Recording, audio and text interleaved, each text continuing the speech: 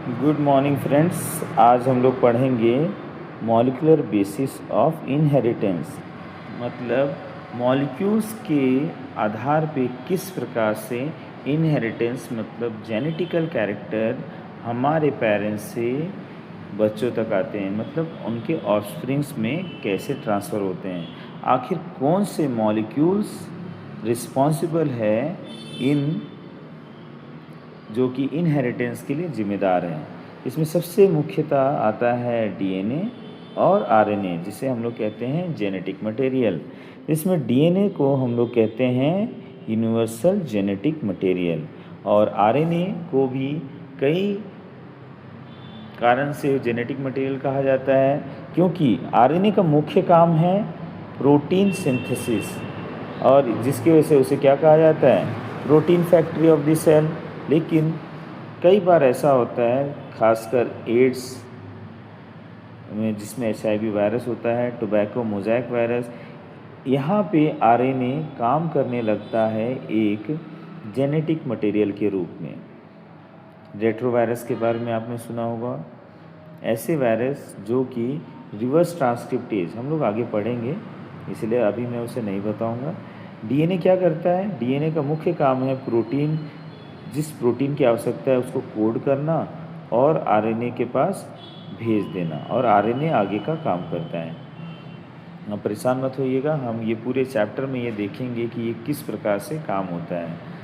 Then हम लोग जो डीएनए है उसको न्यूक्लिक एसिड कैसे कहते हैं, क्योंकि जो डीएनए है न्यूक्लिक एसिड है, उसका नेचर कैसा है, एसिडिक है। और ये कहाँ प्रेजेंट होता है न्यूक्लिक एसिड्स, मतलब डीएनए आरएनए कहाँ प्रेजेंट होता है, न्यूक्लियस में। सबसे पहले फ्रेडरिक रिच ने बताया था कि ये एक न्यूक्लियस है जिसको उन्होंने नाम दिया न्यूक्लिन, मतलब डीएनए और आरएनए कहाँ प्रेजेंट है, न्यूक्लियस में, जिसको उन्होंने न्यूक्लिन बोला।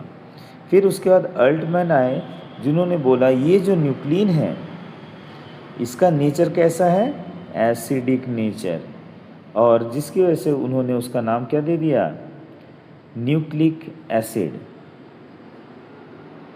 है ना। अब हम देखेंगे ये जो न्यूक्लिक एसिड्स, मतलब इनके बारे में डिटेल।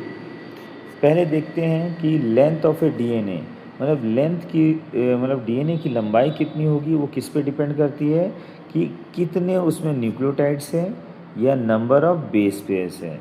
डीएनए दो प्रकार का होता है ना, एक सिंगल स्ट्रैंडेड डीएनए इस तरीके से, और एक होता है डबल स्ट्रैंडेड डीएनए। तो आप देख के बता सकते हैं ये कौन सा ज़्यादा स्टेबल होगा। आप ऑफकोर्स आप बता सकते हैं कि जो डबल स्टैंडर्ड होगा वो सिंगल स्टैंडर्ड के मुकाबले ज़्यादा स्टेबल होगा। और इनका जो लेंथ है किस पे डिपेंड करता है, number of nucleotides. Double standard का लेंथ किस पे पड़ता है, वो भी क्या करता है, नंबर ऑफ न्यूक्लियोटाइड्स पे डिपेंड करता है। उसे पता चलता है कि हमारा जो डीएनए है उसकी लंबाई कितनी होगी। अब हम लोग देखते हैं कुछ एग्जाम्पल्स, और उसके आधार पे हम लोग जानेंगे कि उसकी लंबाई मतलब उसके किस पे डिपेंड कर रही है। जितने ज़्यादा न्यूक्लियोटाइड्स होंगे या बेस पेयर्स होंगे वो क्या होगी, उतनी ज़्यादा लंबाई होगी। सबसे पहला एग्जाम्पल देखते हैं, इसको 5T4 बैक्टीरियोफाज बोलते हैं, जो कि सिंगल स्टैंडर्ड डीएनए है और सर्कुलर है। सिंगल स्टैंडर्ड मतलब सिंगल, और ये क्या है, सर्कुलर। इसमें लगभग 5386 बेस पेयर्स है, मतलब ये काफ़ी लंबा होगा।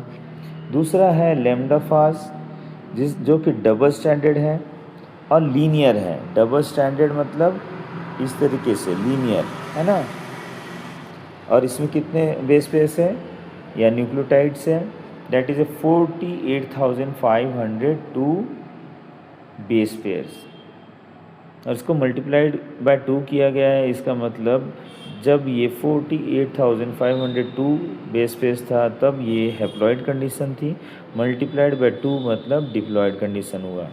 दूसरा है इसके सर्कुलाई, इसको स्टार मार्क कर लीजिए क्योंकि ये क्वेश्चन ऑब्जेक्टिव में आ सकता है। ये होता है डबल स्टैंडर्ड सर्कुलर और इसमें कितने बेस पेयर्स हैं 4.6 इंटू 10⁻⁶ बेस पेयर्स, राइट। और ये सर्कुलर है डबल स्टैंडर्ड, मतलब 2 सर्कल होंगे, है ना। ये डबल स्टैंडर्ड है, आप जानते ही हैं कि डबल स्टैंडर्ड डीएनए होता है वो ज़्यादा स्टेबल होता है।